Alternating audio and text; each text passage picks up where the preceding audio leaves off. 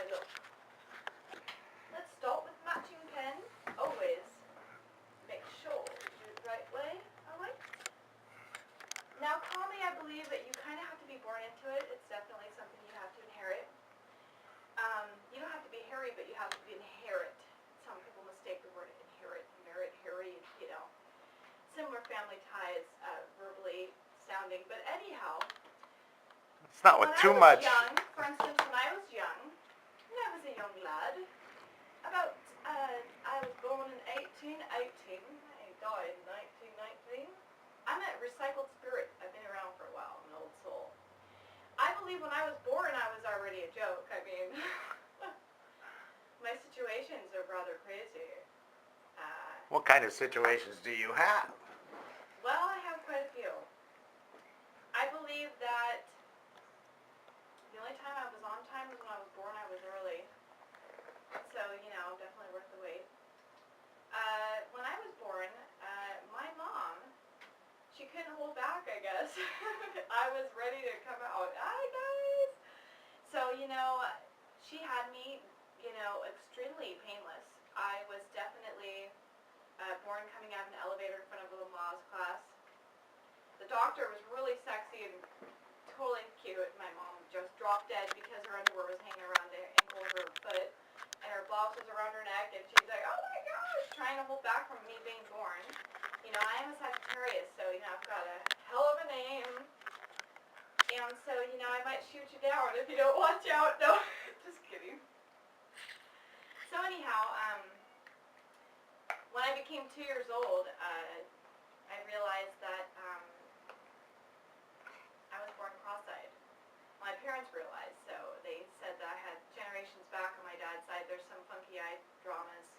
So, you know, I was kind of confused when I was born. That's a joke right there. I kind of owed it to myself to be a comedian, but, you know, growing up I was real shy and stuff. I was like a little nerd that no one gave a shot, you know, never gave a chance to, and I was very shocked a while ago when I found myself, and I was retired from the airlines, and I realized that comedy starts when you're young. My mom said I was real funny growing up. You know, it's something that you really have to believe in yourself with. Comedy can be a dream, too, that no one knows. There's times where I'm talking to myself, I'm cracking myself up, and, you know, I still think of myself as a comedian. But I believe you have to take that step and really wanting it and knowing that you can do it. And out of respect to those who've made it and those who've really tried, battled that microphone, that you do, out of respect, get that knowledge and research and educate yourself and learn about those who've made it. Comedy is healing. And for a tragic spirit. Definitely healing for tragedy as well. I try to be as funny as I can. I tend to be a little bit random, and one of my idols is Robin Williams, of course, because he's so silly. Jim Carrey, they're so silly, and that's just part of me. I come from a big family. They need a little emotion in comedy. When your friends are telling you that, you know, you make them laugh and they didn't even feel like smiling. When your friends are telling you that you're crazy and they're cracking up their tears and they're calling your friends and saying what happened, when your friends are saving your voicemails and the whole time, you know, they're trying to catch your breath, you know, when you get that confidence, when people tell you you're funny, run with it. You know, I had troubles as a female trying to break into the industry, so we'll get to that episode. But, you know, when you're too friendly and you're too excited and you don't really know what to do, which tree to climb up that branch, you definitely need to have a right direction. And you're not going to get discovered half the time. That's kind of fairy tale, you know. However, sometimes Prince Charming does find that glass slipper. So, you know, with that said, I believe that comedy can be... As long as he doesn't want to wear the glass slipper, you found Prince Charming. Yeah, well, I thought you know what, that's the other thing, okay? They say there's many fish in the sea. Well, how come I keep getting tangled up with mold growing under the coral? Okay? A what? Mold growing under the coral. That's kind of a... Mold grow under the coral? Mold growing underneath the coral, okay? Oh. It doesn't sound very good. In the sea, okay? But do they know, hey, this is supposed to be behind the scenes. Glamour. Huh? Glamour. And so Katie Holmes, watch out. So basically, you need to have growing up, you know, I ate lunch in the bathroom, and no big deal. Now I look back, I'm like, you know, could have got an E. coli, but hey, what's that, you know? Something that's really blossomed since years ago. But anyway, you know, I didn't really have any friends. I remember I was in 8th grade, and I had so many pens. I used to collect pens. I love writing. Always loved writing. Diaries always been my best friend. I write poems and stuff like that, songs.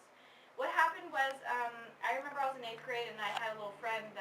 We were best friends, and she died. It's really sad. Tragedy. But, yeah, she thought she was too cool, so she stopped hanging out. Anyway, so basically what happened was, which in fact we'll have a little celebration. Our friendship has died. Okay. And so anyway, we were really good friends, and to tell you the truth, forgot what I was talking about. Your friend that died. Basically, I forgot. Let me go back one time. 1, 2, 3. I think what I was trying to lead to was the time when I wanted to become a comedian, but I didn't really realize I was going to do it. It's kind of scary. I mean, you have to become really thick-skinned. Okay, I was in 8th grade. Here we go. Thank you. Why do you gotta be thick-skinned to do comedy? Because, you know, it's cold sometimes. You know, you could be the best, and then you could be the worst, and it's scary. It can be, you know, kind of traumatizing when you're trying so hard, and then someone tells you, no, sorry, you know. Oh, they don't So, appreciate your humor. 8th grade, for instance, I was going to PE class, and it was time for yearbooks. And I had so many pens, McWhorter should have called me before they went out of business. I could have thrown down a lot of products. But anyway, stationery materials. Anyway, so basically, with that said, I remember coming to my PE class, and this girl that I was friends with was like, oh my God, wait, hold on. She comes running up to me, and she's like, Christine, don't come out there. And I'm like, why? She's like, because they're laughing at your yearbook picture. And it was that moment in my life that I realized, oh my God, I must be ugly. My parents have been lying about it to me. What about your eye?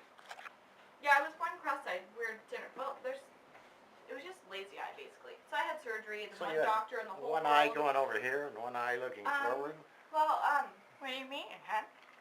Anyway, so what happened was the one doctor in the whole world performed surgery, and basically what happened was everything was fine, but I didn't wake up, so they don't call me Sleeping Beauty for nothing, okay? So what happened was, the great eye goddess, he like Spider-Man shot the eyesight back in my eyes. I was perfect, did great. They forgot with the one eye though, it's a little crazy sometimes, but with glasses and, contacts, it's no big deal. But anyways, I didn't want to wake up, so they had to bring me back to life a few times, and I definitely believe it was a buy two, get one free deal, 3rd time's a charm. I did wake up, but they gave me a lot of oxygen. So, growing up I was very interesting, extra creative and silly, and, hard to kind of focus and, get through to. But, I struggled growing up. I wish I wasn't afraid to say I had a learning problem, because it would have really helped me. But when I was young, I didn't really understand that concept of help. I thought, oh, I'm trying to be cool, I don't need you. And really, that was just a very idea. So anyhow, that's just kind of how it happens, when you grow up and you're never told, that you have a chance, or anyone ever, treats you nicely. You start to realize that beauty comes from inside. You become a good person. Isn't it important. true behind every comedy is a good tragedy? Yeah. Behind every tragedy is a good Oh, I've comedy? had my heart broken many times. By who? Travis Blake. Oh. Steve, John, Jerry, James, David on the playground. We got married a long time ago. On the playground? Kindergarten, but we never got a divorce or an annulment, so I better talk with him. A kindergarten marriage? Yeah, totally cute. Oh. Well, they were twins, David and James. They were twins, and I didn't know who I wanted to marry. You liked them It was both? kinda crazy. Yeah, I liked them both. I didn't know who to marry though. But anyway, it was pretty neat. You married both of them? I ended up being no. I'd rather be a sloot in the end of my lifetime when I'm famous. A what? Sloot? A sloot is a type of fish. That's a Yes. type of fish. It's Yes. not a Back mispronunciation of from another the, word. No, back from the Aeropostale days. Oh. Yes. The days where the girls were very gangster. Gangster. Gangster boogie! So anyhow, times are tough. The best advice I could give you is to watch our show. Be inspired by me. Think about it. Go home and be silly, even if you have to have a glass of wine or whatever, at least be 21, but, whatever it takes to kind of let loose. I've been to comedy school. Those are great, if you can afford it. And, being yourself is really who you need to be. So finding yourself and, surrounding yourself with the right people that believe in you, support you, inspire you. I think that What will do you help have? What drive. happens when you find yourself? Do you introduce yourself? say, Do you say, "Hi, hi, I'm so and so? Here I am." Basically, yeah. It's like I a think- character, it has a backstory, Yeah, I have an older character. I'm an old wise man. An old wise man, that's who you are? Yeah, Originally? Okay. kind of. I think so. Oh. I'm kind of a cheerleader, Wise man. wise guy. Oh. Older Kind of guy. an intellectual cheerleader. One that's Well, experienced in the world. Is there any property involved? Huh? Anyhow. So, it just kind of stems from that. See, it's kind of, and also it can be painful if you don't realize growing Thorns up, it's like grow out thorns, of roses. Ouch, Then you get That's to a move on, black it's rose. painful. Yes. A black cat gave me this. A who? A black cat gave me this. Cat? Feline. Oh, Yes. okay. She crossed my path, gave me an evil eye, left this behind. The silver I added, though. How did you add that?